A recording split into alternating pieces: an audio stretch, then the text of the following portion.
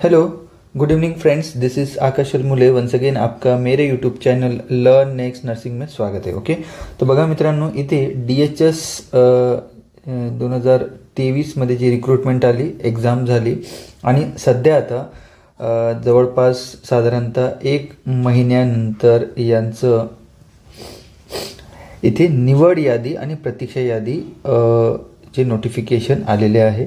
Already result मागच्या एक वीकपूर्वी म्हणजे एका हप्त्यापूर्वी जी एक हप्त्यापूर्वी जी मेरिट लिस्ट होती त्या मेरिट लिस्ट आल्या होत्या प्रत्येक वेगवेगळ्या पदाच्या, just like lab technician, staff nurse, government, private, pharmacist, MPW, everything सगळ्यांच्या मेरिट लिस्ट आली होती. कॉमन मेरिट लिस्ट आली होती, म्हणजे ती पूर्ण अख्ख्या महाराष्ट्राची. ओके, त्याच्यानंतर आता मी तुम्हाला बोललो होते की साधारणतः 7 दिवसामध्ये आपल्याला एक पर्टिक्युलर रिजन वाईज, कारण आपले 8 विभाग आहेत. ओके, तर प्रत्येक विभागाची या विभागानुसार प्रत्येक पदाची मेरिट लिस्ट या आता आपण डायरेक्ट म्हणू शकतो की निवड यादी आणि त्याच्यासोबतच त्यांनी प्रतीक्षा यादी पण टाकलेली आहे, जेणेकरून पुढे जाऊन कुठलेही संभ्रम विद्यार्थ्यांमध्ये राहायला नको, कोण वेटिंग आहे कोण वेटिंग नाही आहे. ओके, त्यामुळं ओके, जर जे सिलेक्शन झालेले आहे ते कॅन्डिडेट नाही आले तर मग जे वेटिंगचे कॅन्डिडेट आहेत त्यांना प्राधान्य मिळेल. ओके, आता सगळ्यांनाच माहिती आहे महाराष्ट्रामध्ये एक्झाम फीवर चालू आहे.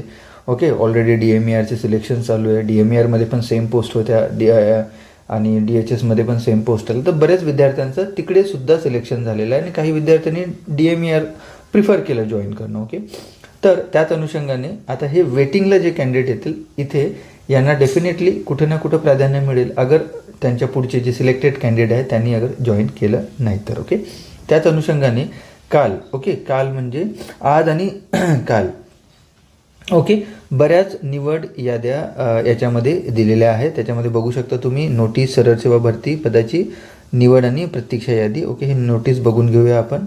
या नोटीसमध्ये काय लिहिलं होतं बघा. हां, ओके, हे नोटीस आलं होतं की 2 तारखेचं नोटीस आहे महाराष्ट्र शासनाचं. याच्यामध्ये लिहिलेलं आहे गुणवत्ता आणि निवड यादी प्रसिद्ध करण्याबाबत. ओके, तर त्या अनुषंगाने त्यांनी सांगितलेलं आहे की 10 पदाचे निवड यादी, प्रतीक्षा यादी, गुणानुक्रमे प्राप्ती गुणाची यादी सादर केलेली आहे. ओके, त्यांनी काय केलेलं आहे, पहिलं निवड यादी दिलेली आहे, सोबतच प्रतीक्षा यादी दिलेली आहे आणि सोबतच त्या पदाची गुण क्रमांक. ओके, ज्या विद्यार्थ्यांना त्याच्या याच्यानुसार त्या पर्टिक्युलर विभागामध्ये, जसं आता लातूर असेल, नागपूर असेल, अकोला असेल, त्या विभागामध्ये त्या विद्यार्थ्याचा अनुक्रमांक किती. ओके, या गुणानुसार, जेणेकरून तो जरी तुमचे म्हणजे पहिला विद्यार्थी कोण, दुसरा विद्यार्थी कोण, तिसरा, चौथा, पाचवा आणि त्याच्यानंतर निवड यादी. ओके, 1 2 3 कास्टनुसार ही निवड यादी, त्याच्यानंतर आहे कास्टनुसार इथे प्रतीक्षा यादी. ओके, आणि शेवट त्यांनी तिसऱ्या याच्यावर काय दिलेलं आहे की गुणक्रम 1 नंबर, 2 नंबर, 3 नंबर, म्हणजे कसं आम्ही विद्यार्थ्यांचं सिलेक्शन केलं ते त्याच्यामध्ये लिहून असेल. ओके, त्या पद्धतीनं त्यांनी सांगितलेलं आहे की 10 पदनामाचं त्यांनी जाहीर केलेले आहे. आहारतज्ञ म्हणजे प्रत्येक सर्कलचे आहारतज्ञ, कनिष्ठ अवेक्षक, रेडिओग्राफर तंत्रज्ञ, नळ कारागीर, वरिष्ठ सुरक्षा सहाय्यक, दंत आरोग्यक, कनिष्ठ सहाय्यक, हिस्टोपॅथी तंत्रज्ञ, गृह आणि वस्त्रपाल आणि ग्रंथपाल, एवढ्या पदांच्या याद्या त्यांनी हे केलेल्या आहे. आणि प्रतीक्षा आणि निवड यादीमध्ये 1:2 याप्रमाणे प्रतीक्षा यादीवर उमेदवार घेण्यात आलेले आहे. ओके, याच्यामध्ये सांगितलेलं आहे. ओके, तर डेफिनेटली असं एक नोटिफिकेशन येणार आहे की अंतरिम निवड यादी आणि प्रतीक्षा यादीमध्ये 1:2 याप्रमाणे प्रतीक्षा यादीवर उमेदवार घेण्यात आलेले असून सदरील 3 उमेदवार कोणत्याही कारणास्तव नियुक्तीस अपात्र ठरल्यास गुणाक्रमे प्राप्त गुणाच्या यादीतून पुढील उमेदवाराचा विचार करा. म्हणजे त्यांनी काय केलेलं आहे, पहिला जो विद्यार्थी आहे तो सिलेक्शन सांगितलेला आहे त्या कॅटेगरीचा, त्याच्यानंतर 2 जे कॅन्डिडेट आहेत त्याच, जर SCचा असेल तर SC1 SC2 हे कशाला ठेवलेलं आहे, वेटिंगला ठेवलेलं आहे. ओके, वेटिंगला ठेवलेलं आहे. जर हा जॉईन नाही केला, ओके, त्याच्यानंतर हे वेटिंगचे हे पण जॉईन नाही केले, मग त्यांनी गुणानुसार तुमची यादी ठेवलेली आहे 1 2 3 4.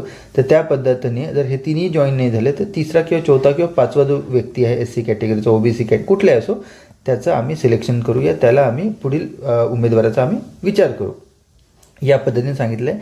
आणि या यादीमध्ये त्यांनी हे सांगितलेलं आहे की मुद्दा क्रमांक 9 नुसार परीक्षेच्या एकूण गुणाच्या किमाने 45% गुण प्राप्त केलेल्या उमेदवाराचा विचार करण्यात येईल. म्हणजे 200 मार्काची एक्झाम होती. आता 200 पैकी ज्यांना 90 मार्क आलेले आहे म्हणजे 45% अशाच विद्यार्थ्यांचं ह्या लिस्टमध्ये नाव देण्यात येईल. ओके, हेच दिलेलं आहे. प्रतीक्षा यादी आणि अंतरिम यादीमध्ये येणार असं त्यांनी सांगितलेलं आहे. ओके, हां. त्यानंतर अंतरिम निवड यादीच्या उमेदवारांना कागदपत्र पडताळणी करून नियुक्तीचे आदेश देण्याचे वेळापत्रक विभागाच्या संकेतस्थळावर प्रसिद्ध करण्यात येईल.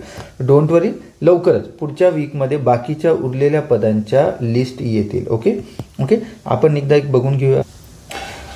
आता आपण यामध्ये बघू शकतोय की याच्यामध्ये बघा वस्त्रपाल, ओके, कोल्हापूर परिमंडळ, histopathy technician Nashik, okay, model room technician Nashik, okay, आहारतज्ञ पुणे मंडळ, आहारतज्ञ गृह वस्त्रपाल औरंगाबाद. अशा पद्धतीने इथे वेगवेगळ्या याची तुम्हाला हे दिसेल. ओके, तुम्ही आरोग्य महाराष्ट्र याच्यावर जायचं. ओके, आरोग्य.महाराष्ट्र याच्यावर जायचं हा वेबसाईटवर आणि नोकरीविषयक संधी याच्यावर क्लिक करायचं. त्याच्यानंतर मग तुम्हाला हा नोटिफिकेशन बघायला मिळतील, जे की स्टाफ नर्सेसची, फार्मासिस्टची आणि बाकीच्या सुद्धा सगळ्या पदांच्या हे जे प्रत्येक परिमंडळानुसार, ओके, परिमंडळानुसार लवकरच लिस्ट पुढच्या वीकमध्ये, ओके, जसे अकोला, ठाणे, नाशिक प्रत्येकाची हे आलेली आहे. तशीच स्टाफ नर्स या पदाची, फार्मासिस्ट या पदाची, लॅब टेक्निशियन्स ऑल्सो आणि अजून बाकी जे पदं उरलेले आहे सगळ्यांची पदांची लिस्ट